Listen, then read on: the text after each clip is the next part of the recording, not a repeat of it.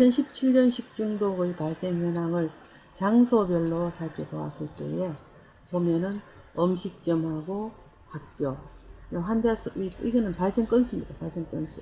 그 다음 환자의 수를 학교하고 음식점 이렇게 봤을 때에 건수로 본다면은 음식점이 훨씬 다른 집단에서 발생했는 것보다도 굉장히 많죠. 다발했다는 얘기죠. 전체 66%를 차지하고 건수로는 222건입니다. 근데 비해 가지고 학교와 같은 경우에는 27건이고 8%. 굉장히 관리가 잘 된다는 얘기가 되겠죠. 뭐 기타 이 학교의 집단이 이건 집단이고 기타는 뭐 가정에서부터 가정집은 여기 있네. 그러면은 뭐 야외에 가져가서 먹는다든가 하는 그죠? 뭐 이런 기타가 있네요. 있고 그 다음에 환자 수를 본다면은 여기서 주목해야 될 게 음식점에서는 일단 건수는 220건이 나왔지만 환자의 수는 1994명입니다. 약 35%를 차지하는 데 비해 가지고 학교와 같은 경우에는 건수는 27건이고 약 8% 정도밖에 발생하지 않지만 여기에서는 환자의 수가 굉장히 많은 부분을 차지하는 걸 볼 수가 있습니다. 38% 정도로. 그럼 결국은 무슨 말인가 하면은 학교에서는 식중독이 발생을 하게 되면은 집단적으로 많은 인원수가 어떤 식중독 증상을 일으킨다는 것이 되기 때문에 여기에서 본다면은 특히 이 집단급식성인 학교 같은 데는 상당히 식품의 그 안전이라든가 위험도로부터 방어할 수 있는 여러 가지 역할들을 해야 되겠죠. 그죠? 그 다음 학교 외의 집단에서는 뭐 8% 정도. 이거는 거의 뭐 비슷하게 건수나 환자 수가 있고, 그 다음에 뭐 가정집 같은 경우는 6명이고, 기타 이렇게 되어 있는데, 여기서 유념하실 게 바로 환자의 수가 건수하고를 상대 비교를 해볼 때 학교에서는 아주 동시다발적으로 많은 인원수가 해당이 되어지기 때문에 학교에서는 특히나 식중독에 유의를 해야 된다는 것을 우리들이 알 수가 있습니다. 그 다음에 보면은 노로바이러스 식중독 월별 발생 건수 및 환자 수 해가지고 2006년부터 2015년도까지 이렇게 통계치를 해놨는데 이 발생 건수가 실제로 본다면은 노로바이러스와 같은 경우에 가장 많이 발생하는 계절이 바로 12월달, 1월달 정도가 되면은 학교 급식에서는 이제 방학이 들어가기 때문에 조금 줄어들지만 일반 이제 뭐 어떤 음식점이라든가 이런 데서는 노로바이러스가 발생을 하겠죠. 오히려 식중독의 일반적인 발생 비율을 본다면은 하절기에 굉장히 많이 발생을 하는데 비해 가지고 노로바이러스는 그와 반대로 추운 겨울에 많이 발생한다는 것을 알 수가 있습니다. 여기 보면은 6월달에 35건이 발생을 했는데 비해 가지고 환자 수가 아주 많이 그죠? 3,278명이 해당되는 것. 이때는 건수에 비해 가지고 아주 많은 사람들이 이 노로바이러스에 감염됐다는 것을 알 수가 있겠죠. 이런 덮여보는 것들도 여러분들이 쭉 살펴보시면은 나중에 많은 도움이 될 것이라고 생각을 합니다. 그 다음 보면은 원인 시설별 식중독의 발생 현황을 이렇게 표로 그려놨는데 학교를 직영을 하는 경우, 그 다음 위탁급식을 하는 경우, 학교가 아닌 다른 집단급식소, 그다음 일반 음식점, 가정집, 뭐 기타 야외라든가 뭐 놀러 갔다든가 이런 거, 그 다음에 원인을 잘 모르는 거, 이렇게 해서 건수와 환자 발생수를 따져볼 때 실제적으로 발생했는 건수는 음식점이 가장 많고 또 발생한 환자 수도 환자 수는 오히려 여기 그 학교인 경우가 훨씬 많은 얘기죠. 그래서 학교를 위탁급식이 아니고 직영을 하는 경우가 오히려 더 위탁급식을 하는 것보다 더 많은 발생을 하고 많은 인원수가 이렇게 식중독에 노출되었다면은 이거는 학교 직영을 함에 있어서의 여러 가지 문제점들이 나타난 경우라고 생각을 할 수가 있습니다. 그래서 사실 이 위탁급식의 경우에는 보통 위탁업체가 어떤 한 학교만 하는 것이 아니고 여러 군데 학교를 공동관리하는 경우들도 굉장히 많습니다. 그래서 어쩌면은 공동관리를 하면서 체계적인 어떤 위생교육이랄까, 체계적인 식품, 식재료의 관리랄까, 이러한 것들을 아주 효율적으로 하는 경우들을 실제 이 학교 급식을 점검이라든가 지도를 가보면 알 수가 있어요. 그래서 이 위탁은 실제 영양사들이 근무하기에는 이 위탁 급식업체에서 근무하기엔 굉장히 좀 여러 가지로 열악한 부분들이 있긴 하지만 학생들이 급식을 받는 입장에서는 어쩌면은 이런 그 식중독 발생 건수라든가 이런 거를 볼 때 훨씬 더 여러 가지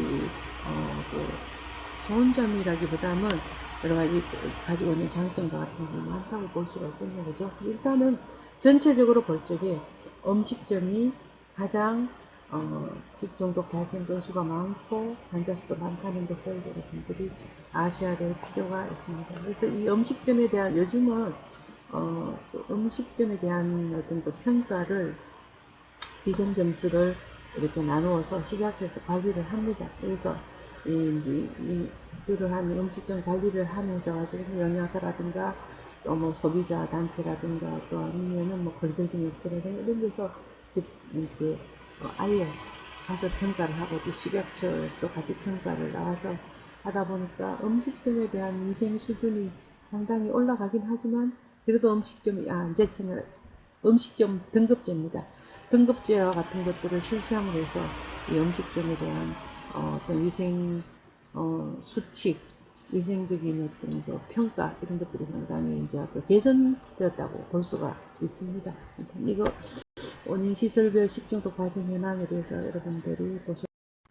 그 다음에 또 월별로 식중독을 발생되는 그 발생 현황을 본다면은 일반적인 경우에는 발생 건수가 하절기에 굉장히 높습니다. 5월부터 6월부터 시작해가지고 보통 뭐 8월까지 이렇게 높은데 실제적으로 7월, 8월과 같은 경우에는 학교 급식이 거의 대부분 쉬는 경우임에도 불구하고 이렇게 높은 수치를 나타낸다는 것은 그만큼 식중독 발생이 될 우려가 높다는 얘기가 되겠죠. 인원수는 적지만 발생 건수가 높다는 것은 일반 음식점에서도 식중독 발생률이 높다는 얘기가 되겠고 6월과 9월이 높은 이유는 바로 집단급식소 특히나 학교와 같은 경우에서 이런 집단급식 급식소 식중독이 발생이 되면은 이렇게 높은 숫자적으로 감염된 사람, 식중독 발생되는 환자의 수가 급증하는 것을 볼 수가 있습니다. 그리고 대부분은 1월, 2월, 그 다음에 이럴 때는 겨울, 동절기에는 일반적인 식중독은 발생이 많이 떨어지게 되죠. 쭉 한번 보시면 이게 이제 통계치이지만 물론 이 통계를 내는 부분들이 통계를 내지 않는 부분보다 오히려 낮아요. 통계치에 나타나지 않는 것이 50% 이상이 됩니다. 그래서 제가 표로 말씀을 드릴 수 있는데 일단은 이렇게 통계를 낼 수 있는 부분에서도 이렇게 확연하게 눈에 들어오는 것은 동절기와 하절기를 비교할 때에 하절기가 훨씬 더 온도가 높고 습하고 이럴 때는 미생물의 발육이 활발하다는 것을 느끼기 때문에 하절기에는 식품 관리를 아주 위생적이고 안전하게 해야 된다는 것을 말씀드릴 수가 있습니다. 그 다음 지역별 식중독 발생 현황에 대해서 쭉 본다면은 서울, 부산, 대구, 경기도, 그 다음에 불명 이렇게 되어져 있어요. 제일 적은 곳이 사실 세종시내죠. 이런 경우는 뭐 학교일 수도 있겠고 식당이라든가 뭐 이런 일반 음식점이라든가 이런 데에서 발생하는 것도 있을 수 있겠고 그죠. 그다음 서울보다도 경기도에서 훨씬 더 많은 발생 건수와 또 환자 발생 인원수가 최고로 있는 거죠. 그리고 그다음에 뭐 인천, 서울은 워낙에 숫자적으로 많으니까 이렇게 높은 것이지 실제 학교 숫자 대비해서 발생 건수는 그렇게 높은 편이 아니라고 생각합니다. 오히려 경기도가 제일 높고 그 다음에 일반적으로 예전에는 전라남도에서 발생을 식중독 발생률이 높았어요. 근데 비해가 지금은 뭐 조금 높은 데 들어가긴 하지만 인천이 아주 이제 인천광역시 자체가 뭐 강화도라든가 뭐 이런 다 포함을 시키면서 지역적으로도 넓어졌고 또 보면은 이제 어떤 바다 인접을 하다 보니까 장염 비브리오라든가 이런 부분들도 실제 영향을 많이 미친다고 볼 수가 있습니다. 여기 보면은 그리고 뭐 광주, 대전, 울산, 세종이 어쨌거나 제일 적네요. 환자 수도 적고 발생 건수도 적고 2015년도까지 통계입니다. 지금은 조금 더 달라질 수도 있는데 이 통계청 통계가 실제적으로 보면은 2015년도까지 통계를 내려면은 2016년도에 통계를 내야 됩니다. 그래서 늘 1년씩 이제 미뤄지다 보니까 원래 2020년도 같으면은 2018년도까지의 통계청이 나와 있어요. 식약처 홈페이지 저감에 나와 있는데 지금 나왔는 거 여러분들이 참고로 보시면 될 것 같습니다. 그 다음에 지역별 원인균이라든가 식중독 발생 현황을 뭐 한 3페이지에 걸쳐서 제가 이렇게 갖다 붙여놨는데, 갖다 올려놨는데, 본다면은, 뭐, 서울 같은 경우에는 발생 건수가, 대장균, 살모넬라, 장염 비브리오, 춘필로박터, 뭐, 이렇게 쭉 해서 보면은 420건 정도가 있는데, 가장 높은 것이 실제 여기 보면은 노로바이러스가 되겠습니다. 이 노로바이러스는 2006년인가 서울 그 세화여고에서 그래서 식중독 사고가 CJ에서 학교 급식 식중독을 하면서 ISO 22000이라는 제도를 도입을 해가 해썹이 이제 정착화되기 전에 그 ISO 22000이라는 제도를 도입을 시켜서 쭉 운영을 되는 위탁 급식을 하는 중에 식중독이 발생을 했었어요. 결국은 그때의 원인균이 바로 이 노로바이러스다 해가지고 그때부터 이 노로바이러스가 굉장히 유명하게 되었습니다. 이 사건이 있은 이후로 CJ에서는 학교 급식에서는 이제 아예 그 손을 떼고 물러나게 됐고 그 다음에 이제 CJ는 다른 쪽으로 식품을 많이 이제 식품 산업의 발전에 많이 기여를 하게 됐죠. 그래서 우리나라 식품 산업에서 일적으로 이렇게 갈 적에 실제 CJ그룹이 단연히 1등으로 올라가 있습니다. 제조업이라든가 집단급식소에 뭐 식품을 공급을 한다든가 이러한 부분에서 식품 생산 어떤 거 매출액이 상당히 높죠. 3억 정도, 3조 정도 아주 높습니다. 제가 정확한 통계 수치는 지금 잘 기억이 안 나는데 되게 높은데 이 당시에 노로바이러스로 인해 가지고 발생했는 환자의 수가 2,862명이에요. 그 학교 세화여고가 아주 큰 그 영향을 받고 그 다음에 CJ가 일어난 큰 사건들이 결국 이 노로바이러스였다는 거. 그 다음에 보면은 부산과 같은 경우에는 쭉 보면은 원인 불명이 제일 많고 그 다음에 대장균 그죠 뭐 손을 깨끗이 씻지 않는다든가 환경이 오염됐다든가 이건 뭐 화장실 뭐 어떤 그 분변으로부터 보통 분변으로부터 감염됐다고 오염이 됐다고 많이 얘기들 합니다. 이런 경우에 환자 수가 1463 한 약 1500명 정도가 발생을 했네 그죠. 그다음 대구와 같은 경우에는 불명이 이렇게 많은데 제일 많은 것도 마찬가지로 이렇게 대장균 병원성 대장균이죠. 이건 비병원성이 아니고 병의 원인이 되는 것들이란 얘기입니다. 인천도 보면은 인천이 불명이고 인천에서 제일 많이 발생한 것이 바로 대장균이 있고 그 다음에 노로바이러스가 있을 거예요. 이 노로바이러스가 2012년인가 그 진미식품이라는 곳에서 나오는 열무김치로 인해 가지고 인천에 12여 개의 학교 그 회사에서 납품받는 학교들이 대부분 이 노로바이러스에 감염이 됐었어요. 그래서 그 역학조사를 그때 저도 나가고 이렇게 했었는데 그 당시에 굉장히 고초를 겪는 여러 학교가 있고 거기서 뭐 마이스터고라든가 이렇게 집단 기숙학교의 경우에는 급식을 거의 2달 정도 뭐 이렇게 못할 정도로 굉장히 불편을 겪은 일이 있었습니다. 이렇게 집단급식 학교와 같은 곳에서 집단급식이 발생을 하게 되면은 영양사뿐만 아니라 조리 종사자라든가 전부 역학조사를 하고 세균조사를 할 적에 아주 치욕적인 부분까지 전부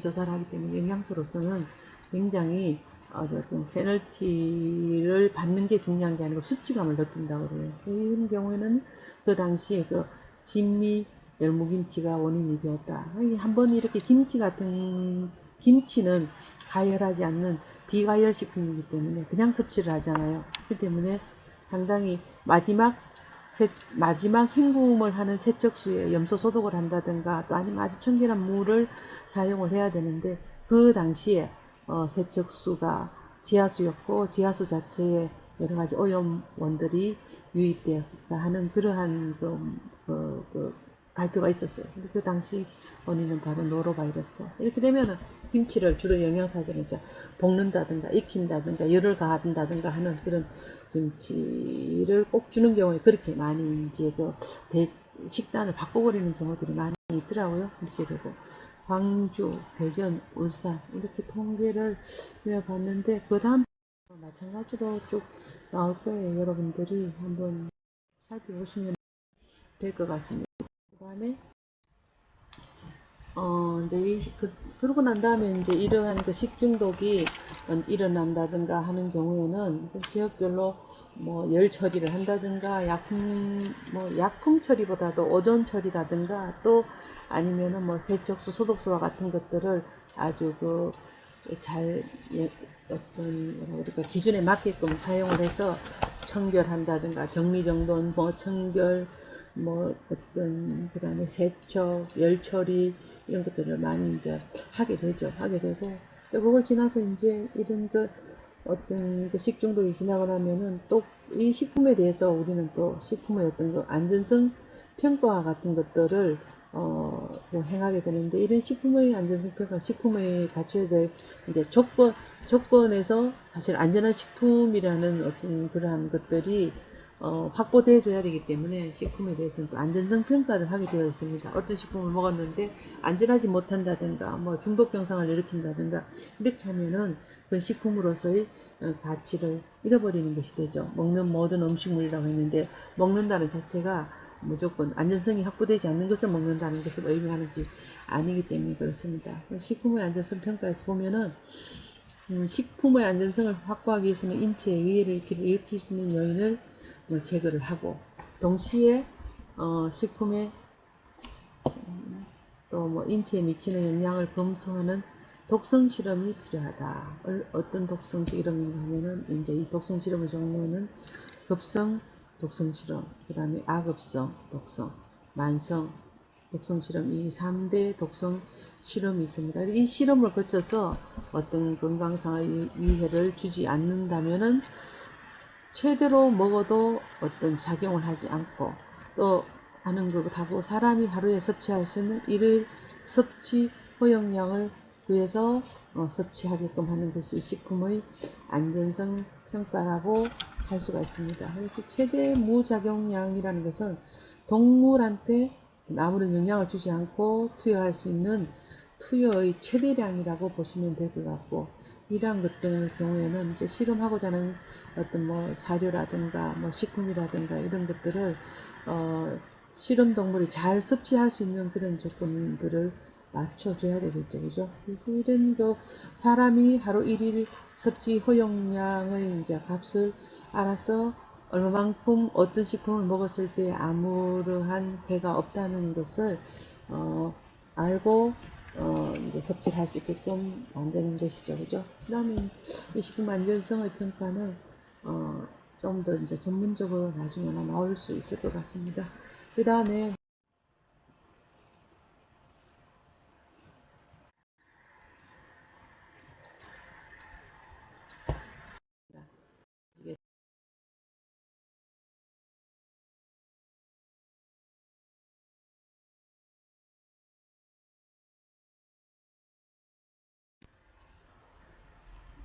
마지막 5번째 퀴즈는 최근 우리나라 식중독 발생 상황에 대해서 설명한 것으로 옳은 것은 어떤 것인가 이렇게 제가 문제를 내봤습니다.